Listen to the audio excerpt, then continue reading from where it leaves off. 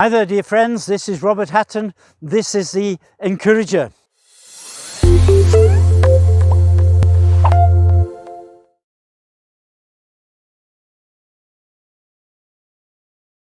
Great that you switched on today to continue the story of Jesus according to Mark's Gospel.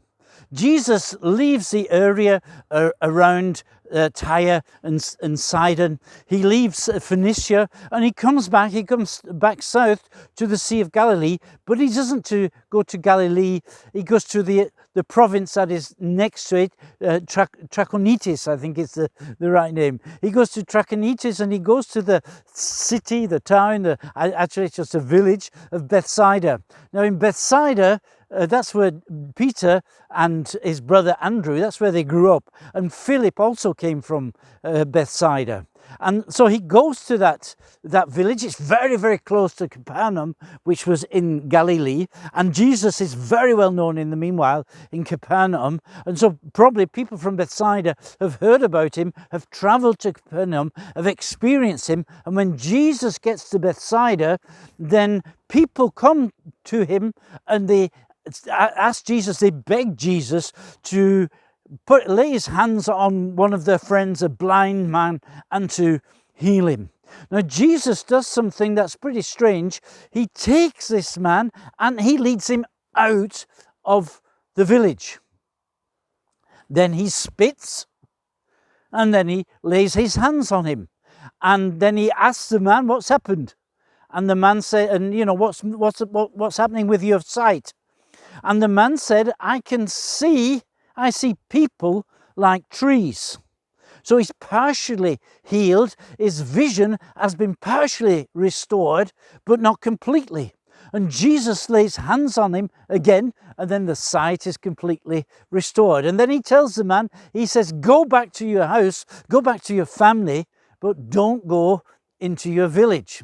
A very strange thing. So let's have a look at this story. Why does Jesus take him out of the city? I think he's still trying to teach the disciples about the leaven of the Pharisees and the leaven of Herod. He's still trying to make this point go home to them. So he takes this man out of the village, and this village, Bethsaida, what's the matter with it? Well, let's just have a look in Luke chapter 10 and verse 13 and 14.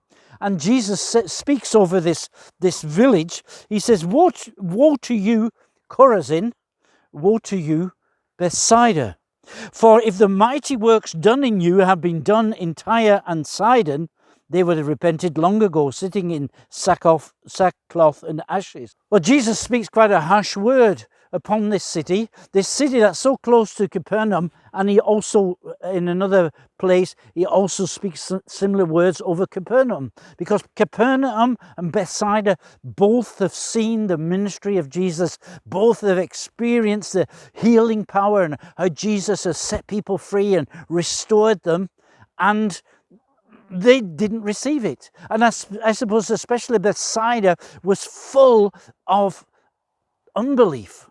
They didn't accept Jesus to be the Messiah. So Jesus took this man out of the city, away from an atmosphere of dead religion, away from an atmosphere of the leaven of the Pharisees. And then this is very strange, but he spit. And then he touched this man, he laid hands on this man, and perhaps the other strange thing is that the man didn't see immediately. He saw men like trees. He was seen blurred. His vision wasn't completely restored until Jesus lays hands upon him again. I think this is the only place where we see that healing, what Jesus did, wasn't immediate, but it took some time. Then he sends the man back to his family. He says, go home. Go into your house, but don't go into your village.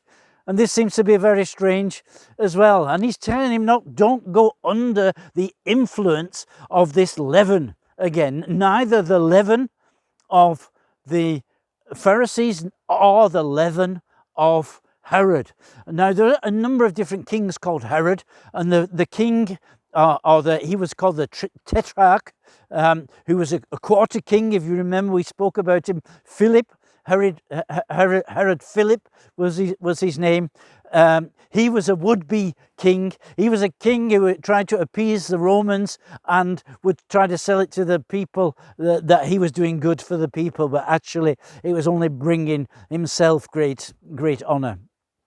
So he wants this man to go back to the people who love him, back to the place where he feels at home, but not to go back to the leaven of the Pharisee, the influence of dead religion, of skepticism and unbelief. But also don't go back to the leaven of Herod, this appeasement towards the worldly authorities, compromise for the sake of having a quiet life.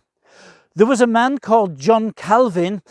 He was a French reformer. That is, he was actually in Switzerland. He was actually in the city of Geneva.